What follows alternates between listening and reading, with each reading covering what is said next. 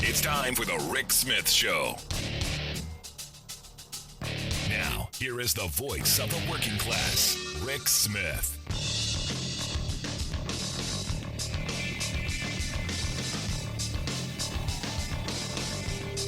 And welcome, brothers, sisters, working class heroes. This is the Rick Smith Show.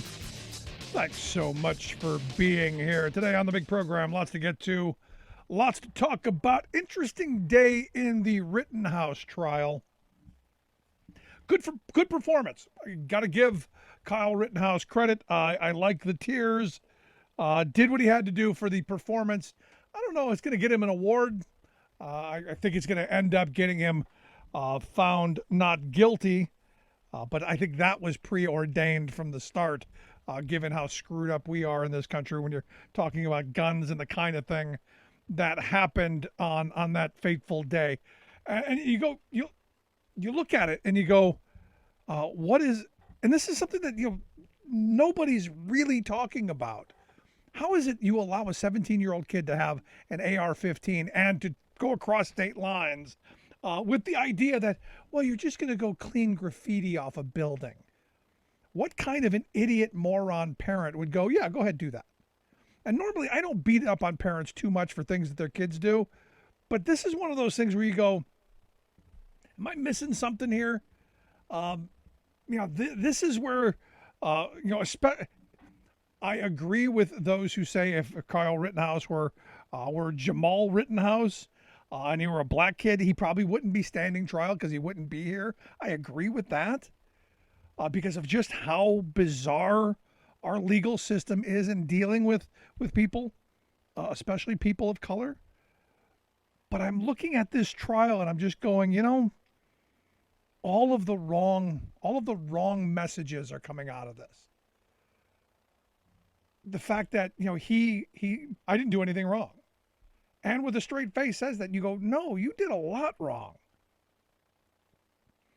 Why would someone put themselves in that situation? One, to begin with, why would a parent allow it?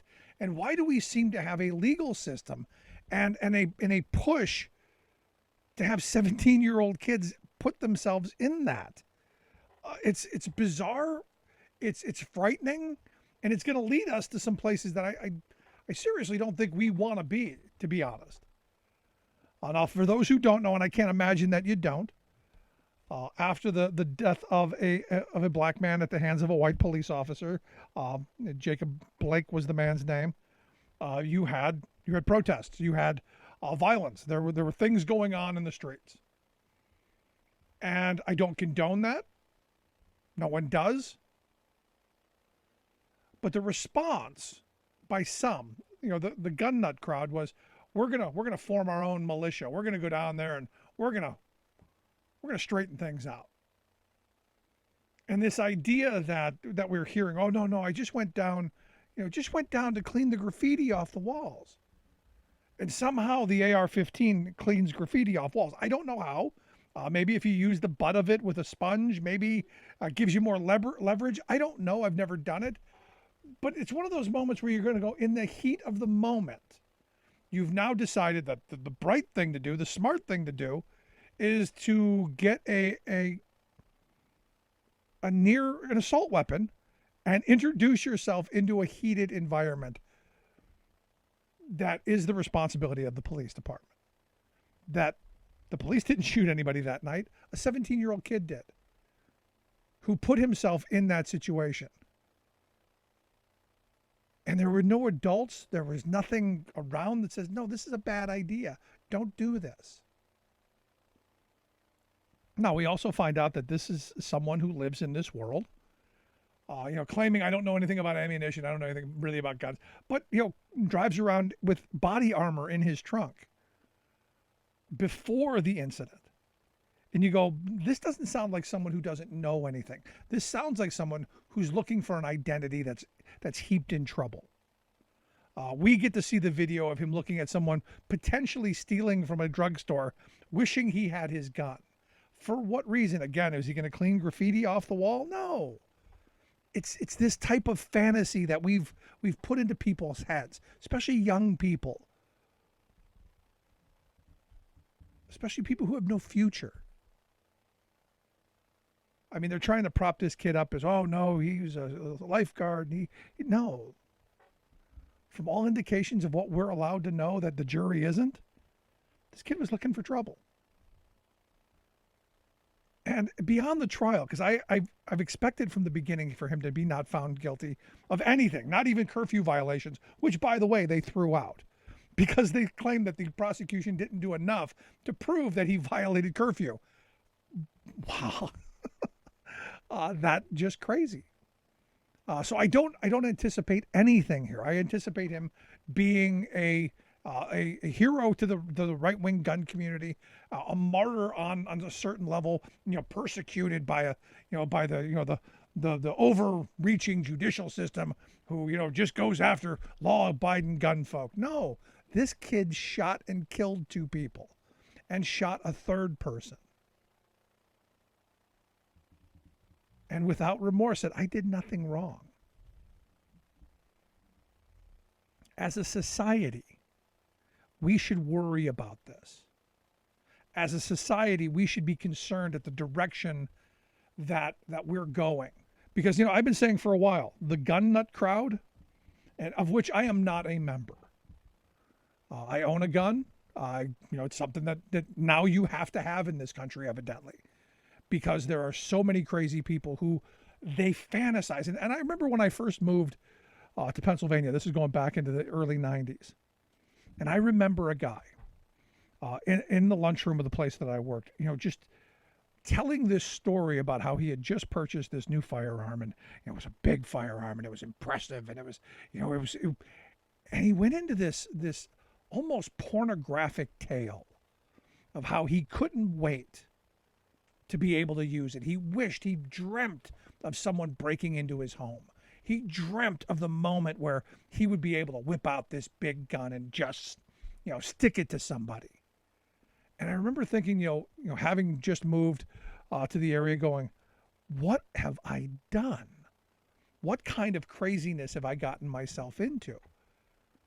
Now, where I was working, the gun culture was a big thing.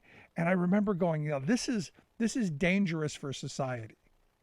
Look, I get the whole, you get the buck, the perfect shot. I get the mount the thing on the wall. I get all that. But this idea that he was going to be able to shoot somebody, that was the fantasy. That was the dream. That hero complex was going on even back then. But it's just been magnified over and over. And stories like this one, they're going to make this kid out to be some kind of bizarre hero who was defending another community, and he had to take one for the team, and all kinds of insanity. And the message that this is going to send on all sides now, if you're one of those people with the diminished capacity to critically think about what a firearm is and how you should use it, and then you start fantasizing about shooting people, that's going to happen more often. And we're creating an environment where when there is a protest going on, does that mean everyone's now going to have to be armed? And the second someone says a cross word, the second someone approaches you, you now have to shoot them? And I've been asking this question for a while. This is not new. With this whole stand your ground gun law stuff. The George Zimmerman case is the one that, just is mind-blowing. I start a fight with someone. I start it. I get my behind kicked, and then I go, I have to shoot this person because I now fear for my life, is kind of twisted. Because when I was a kid growing up, and I know that was a long time ago, you started a fight and you got your butt whipped. You shut your mouth, you moved on, and you didn't start another fight. And if you told somebody, they laughed at you for starting the fight. You should not have started it. We now live in a moment where I can start a conflict with someone. And as soon as they say something back to me, I can now shoot them. Is this the country you want to live in? Because this is, and again, I go back to, I've had friends who, they believe that, this country, the wild, wild west, they believe in that folklore. That everyone had a sidearm, and there were duels at 20 paces. There was all this stuff, and there really wasn't. Watching too many Hollywood movies, but there are folks who want to recreate that, and I'm concerned that we're moving in that direction to where, every protest, every gathering is now going to end in someone being gunned down in the streets. Clearly, we've lost the ability to debate and discuss and to argue on a peaceful level. I used to say, we have the right to disagree. The great thing about this country is we don't have to kill each other. Sadly, I'm not seeing that as much as I once did because of things like this. This kid had no business being in Kenosha, Wisconsin. Should have been back in Illinois where he was at. Had no business owning an AR-15 and taking it across state lines. No business. Should have been a parental figure there to say, no, that's probably a bad idea. You shouldn't do that.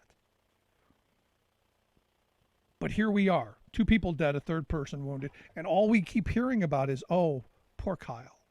He broke down on the stand today and he was crying. It was a great performance. Give him credit. I'm sure they rehearsed it quite often.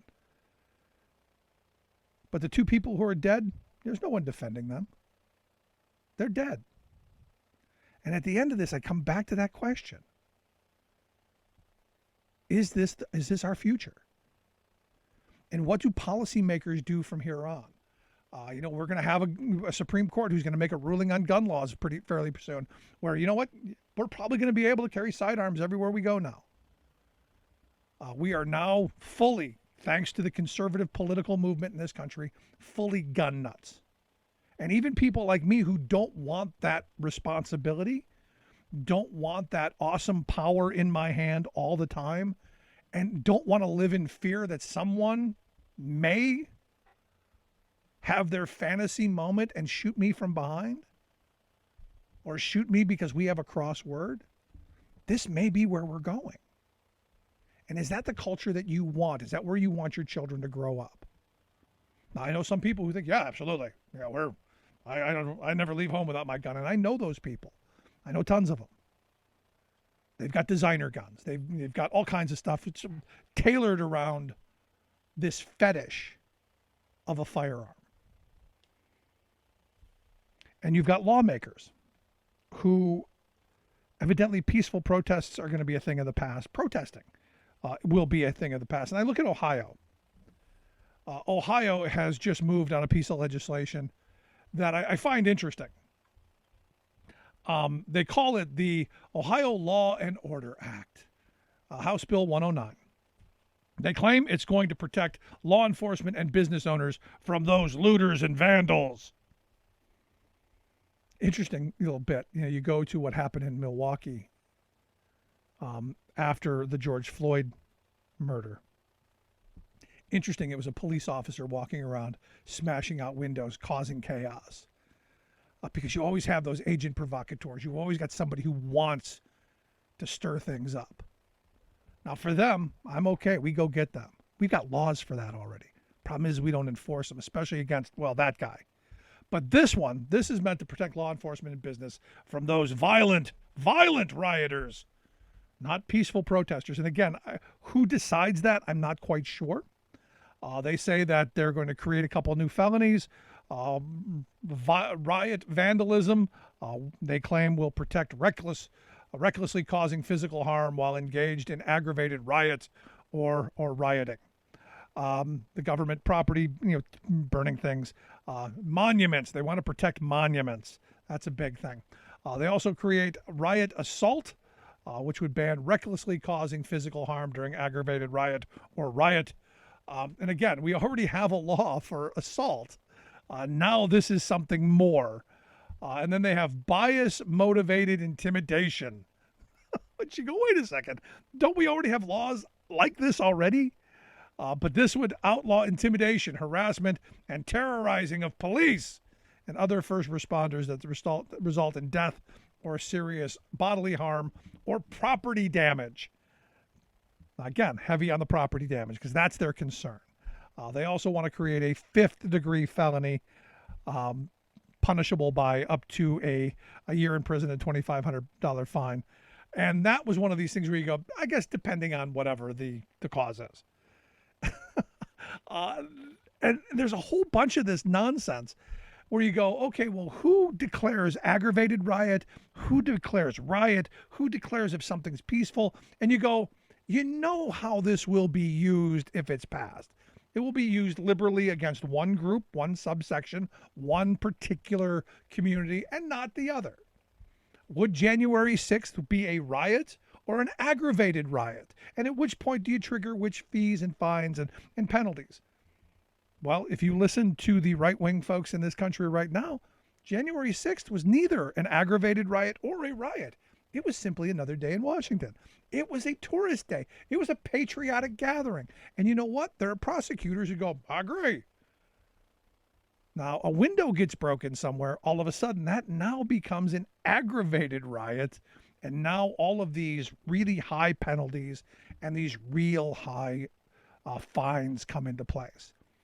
And you go, hey, this also sounds, as I'm listening and reading, because they forbid organizations from doing anything to help with material support or resources that would be used in whole or in part to plan, prepare, or carry out or aid in conduct that constitutes a riot. Well, who decides what that is?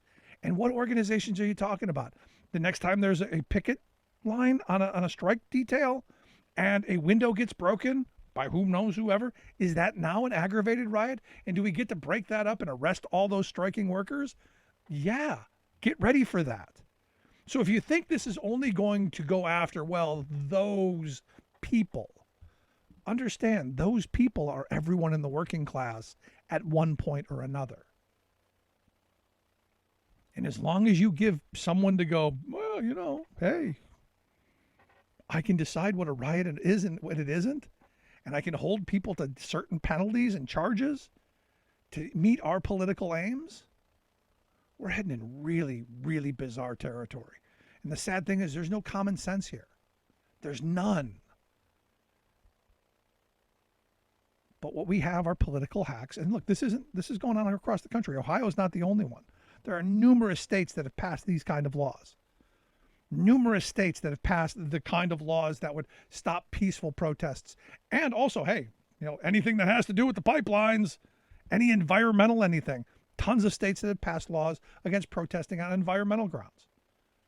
They're literally taking our voice and our First Amendment rights away under the guise of, it's those people. Can't trust them. They're all bad. Scary times. But one of those things, be careful what you wish for. Quick break. Right back. American, then workers standing up, and the union gives a voice to win. On the Rick Smith Show.